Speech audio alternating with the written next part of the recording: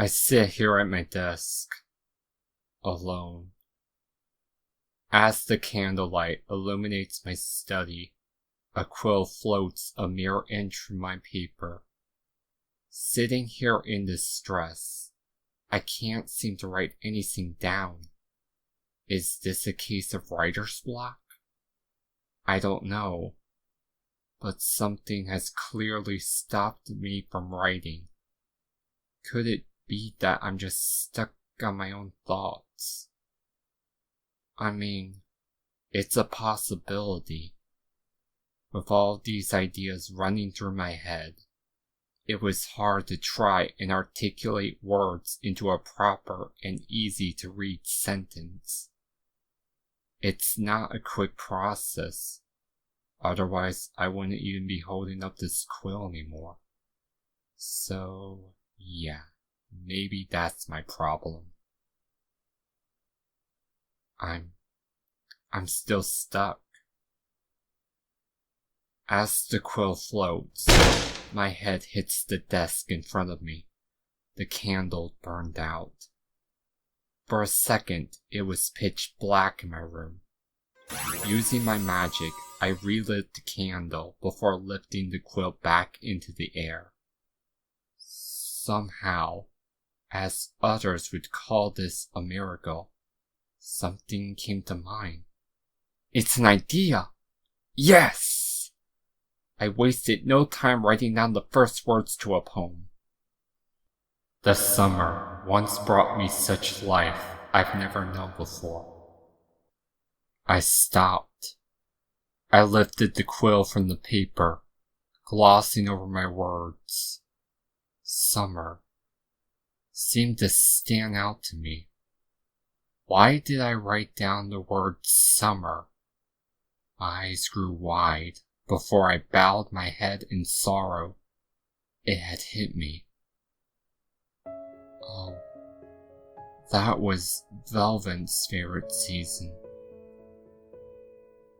Within its warmth and joy, one could find happiness in a meadow of daisies.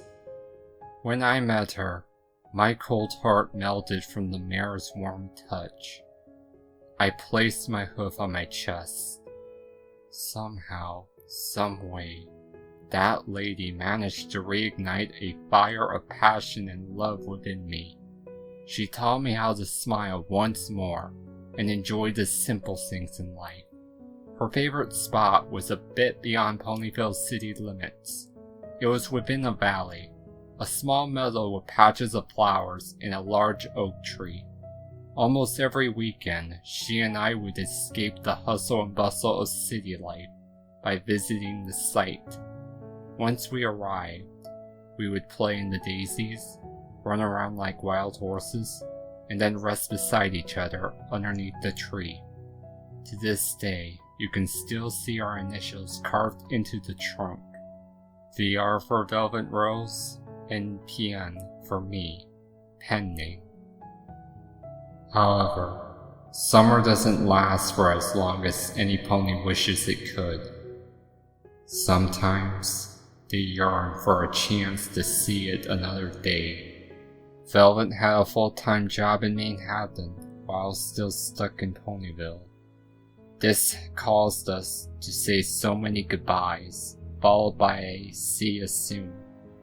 At first we could handle saying those words since our relationship was young and new. However, once our love started to grow for each other as time went on, those words became harder and harder to say. Then we had to play the waiting game. There came a point in our lives where we were counting down the days to our meetups. In some weird way, it seemed to excite us both. 10 days would then turn into 5, followed by 2, until 1 day was left. Next thing I knew, I got a letter from her saying she was on a train coming to see me. One shouldn't be so foolish though. If you wish for something to happen, then you should be prepared for it not to be granted. I withdrew the quill once more from the page, shaking it in midair. Rage suddenly consumed my mind as I slammed the hook against the desk in agony. Gah! I screamed, remembering what happened on the day when I saw her step off the train. A smile wasn't worn across her face. Not a single emotion was emanated from her. To me, she seemed almost lifeless. I had to wonder, what has gotten into her? What is so powerful that it can take away the joy from some pony who beams happiness? To which, one must always know that summer must end. Winter is coming soon, but that's right after fall. Out of nowhere, she broke up with me. Velvet ended our 6-month relationship right then and there at the Ponyville train station. We were done. The few months we spent together were now meaningless. I was stunned and left motionless, completely and overwhelmingly baffled by her act. I didn't understand this sudden, drastic change. Velvet sincerely apologized for her actions, telling me the breakup wasn't my fault. Instead, she blamed it on herself and work. To her, the problem was the distance between us. She couldn't handle being so far away from me, to which she then decided it's best to let go of her pain rather than change her entire life around.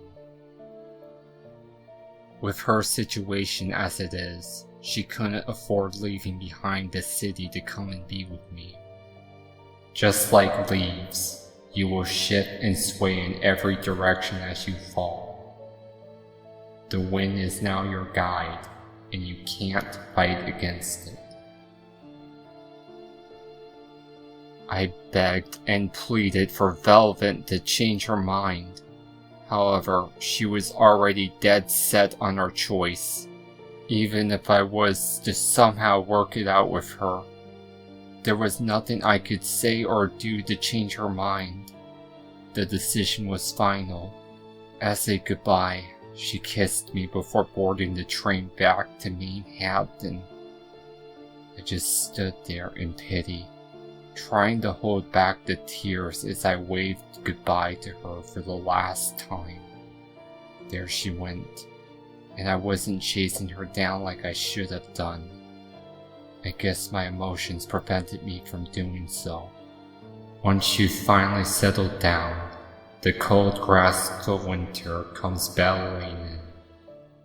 You're left with no choice. You must be covered by its bitterness.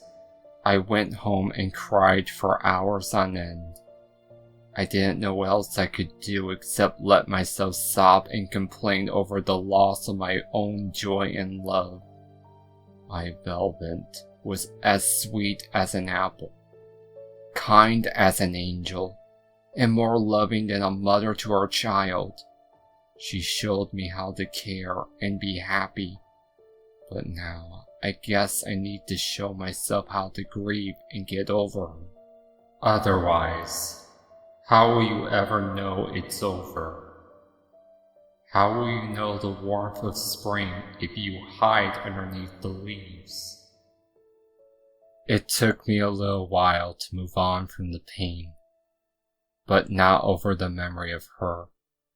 To this day, she's still there in my mind. However, I now do best of what I can with the thought of her, instead of letting it turn against me in sorrow. I think about her happiness and what she did to make me smile.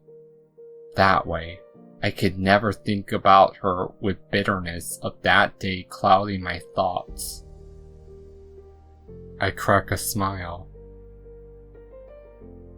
Now that I'm thinking about it, I'm pretty sure that's what she's done with her memories of me. So, Embrace the bitterness. That way, you can once again enjoy the warmth of happiness.